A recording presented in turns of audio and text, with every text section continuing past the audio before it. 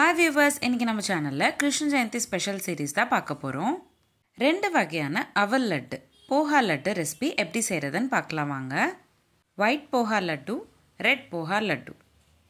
முதல்ல போஹா லட்டு, அதாவது அவல் லட்டு எப்படி செய்யறதுன்னு பார்க்கலாம் வாங்க. ஒரு பேனில் 30 கிராம் அளவுக்கு அவல் சேர்த்துக்கிட்டு நல்லா ரோஸ்ட் பண்ணிக்கணும். 2 நிமிஷம் போல் ஆகும் நல்லா ரோஸ்ட் ஆகிறதுக்கு.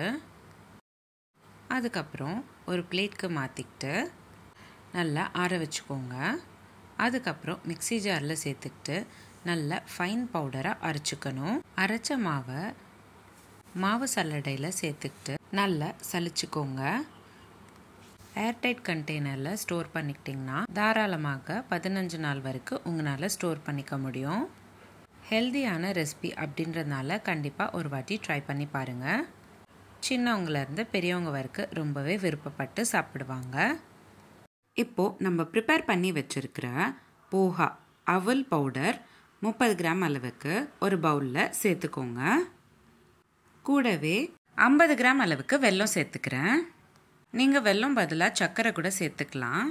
ஒரு ஹெல்தியான ஆப்ஷனில் இருக்கணும் அப்படின்றதுனால இன்றைக்கி நான் வெல்லம் சேர்த்துக்கிட்டேன்.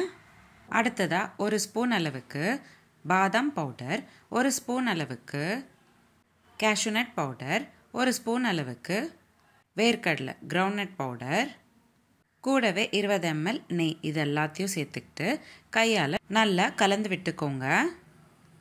கலந்து விட்ட மாவை நீங்கள் உருண்டை பிடிச்சிக்கிட்டிங்கன்னா ரொம்பவே ஹெல்தி, அதே சமயம் சுவையாக இருக்கக்கூடிய போஹா அவல் லட்டு ரெடி ஆகிடும்.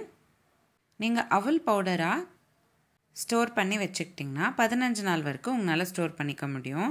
அதுவே நீங்கள் லட்டு ப்ரிப்பேர் பண்ணிட்டீங்கன்னா உங்களால் 7 நாள் வரைக்கும் தான் ஸ்டோர் பண்ணிக்க முடியும். மறக்காமல் ஏர்டைட் கண்டெய்னரில் ஸ்டோர் பண்ணி வச்சுக்கோங்க. உங்களுக்கு இந்த லட்டு ரெசிபி பிடிச்சிருந்தா கமெண்ட் பாக்ஸில் எனக்கு கமெண்ட் பண்ணுங்கள். நம்ம சேனலில் ஃபர்ஸ்ட் டைம் பார்க்குறீங்கன்னா மறக்காமல் சப்ஸ்கிரைப் பண்ணிக்கோங்க. பக்கத்தில் இருக்கிற பெல் ஐக்கானும் கிளிக் பண்ணிக்கோங்க. அப்போ தான் நான் தொடர்ந்து போடுற வீடியோஸ் எல்லாம் உங்களுக்கு வந்து சேரும். அடுத்ததாக சிவப்பு அவல் ரெட் போஹா லட்டு எப்படி செய்கிறதுன்னு பார்க்கலாம் வாங்க.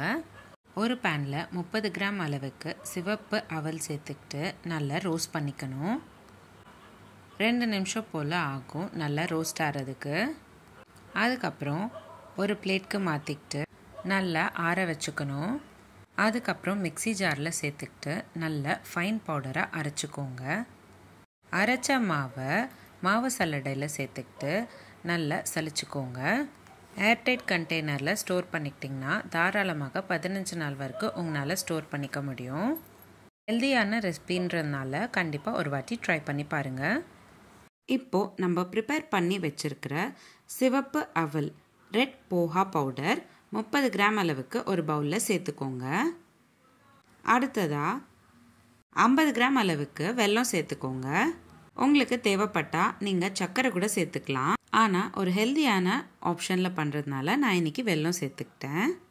வெல்லம் சேர்த்தக்கப்புறம் ஒரு ஸ்பூன் அளவுக்கு பாதாம் பவுடர், ஒரு ஸ்பூன் அளவுக்கு கேஷ்யூநட் பவுடர், ஒரு ஸ்பூன் அளவுக்கு கிரவுண்ட்நட் பவுடர், இது எல்லாத்தையும் சேர்த்துக்கிட்டு கூடவே 20 ml போல் நெய் சேர்த்துக்கிட்டு கையால் நல்லா கலந்து விட்டுக்கோங்க. நல்லா கலந்து விட்டக்கப்புறம் உருண்டை பிடிச்சிக்கிட்டிங்கன்னா சிவப்பு அவல் ரெட் போஹா லட்டு ரெடி ஆகிடும். ரெட் போஹா பவுடர் உங்களால் 15 நாள் வரைக்கும் ஸ்டோர் பண்ணிக்க முடியும். அதுவே நீங்கள் லட்டு ப்ரிப்பேர் பண்ணிட்டீங்கன்னா உங்களால் 7 நாள் வரைக்கும் தான் ஸ்டோர் பண்ணிக்க முடியும். மறக்காமல் ஏர்டைட் கண்டெய்னரில் ஸ்டோர் பண்ணி வச்சுக்கோங்க. உங்களுக்கு இந்த லட்டு ரெசிபி பிடிச்சிருந்தா எனக்கு கமெண்ட் பாக்ஸில் எப்படி இருந்ததுன்னு கமெண்ட் பண்ணுங்கள். உங்களுக்கு இந்த வீடியோ பிடிச்சிருந்தா லைக் பண்ணுங்கள், ஷேர் பண்ணுங்கள். இதே மாதிரி டெய்லி ஒரு ரெசிபி பார்க்குறதுக்கு என்னோடய சேனல் சப்ஸ்கிரைப் பண்ணிக்கோங்க. கிருஷ்ண ஜெயந்தி ஸ்பெஷல் ரெசிபீஸில் முதல் சீரீஸில் 5 வகையான ஸ்வீட் ரெசிபீஸ் ஒரே மாவு வச்சு எப்படி பண்ணுறதுன்னு போஸ்ட் பண்ணியிருந்தேன். 2வது சீரீஸில் 2 ரொம்பவே ரிச்சாக இருக்கக்கூடிய அல்வா ரெசிபீஸ் ஷேர் பண்ணியிருந்தேன். 3வது சீரீஸில் 5 வகையான பர்ஃபி ரெசிபீஸ் ஷேர் பண்ணியிருந்தேன். 4வது சீரீஸில் 3 வகையான ஸ்வீட் உருண்டை ரெசிபீஸ் ஷேர் பண்ணியிருந்தேன். 5வது சீரீஸில் 7 வகையான சேவரி ரெசிபீஸ் ஷேர் பண்ணியிருந்தேன். 6வது சீரீஸில் 5 வகையான sweet recipes no oil no boil recipes share பண்ணியிருந்தேன். 7வது சீரீஸில் ஒரே மாவு வச்சு ஒரு ஹாட் அண்ட் ஒரு ஸ்வீட் ரெசிபி ஷேர் பண்ணியிருந்தேன். சீரீஸ் 8லேருந்து சீரீஸ் 13 வரைக்கும் ரொம்பவே ஹெல்த்தியான லட்டு ரெசிபிஸ் நிறையவே ஷேர் பண்ணியிருக்கேன். லிங்க்ஸ் எல்லாமே நான் உங்களுக்கு டிஸ்கிரிப்ஷன் பாக்ஸில் ஷேர் பண்ணுறேன். கண்டிப்பாக செக் பண்ணி பாருங்கள். நம்ம சேனலில் கிருஷ்ண ஜெயந்தி ஸ்பெஷல் சீரீஸ் மட்டும் இல்லாமல் நிறைய சீரீஸ் நம்மளோட சேனலில் போஸ்ட் பண்ணியிருக்கோம்.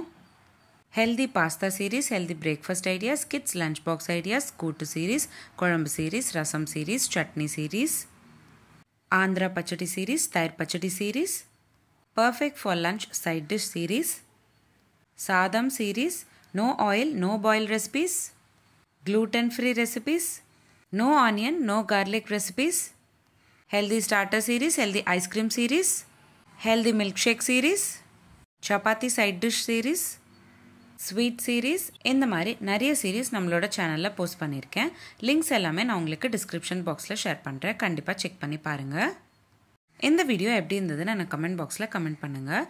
மீண்டும் சந்திப்போம் ஒரு சுவையான ரெசிபியுடன். தேங்க்யூ.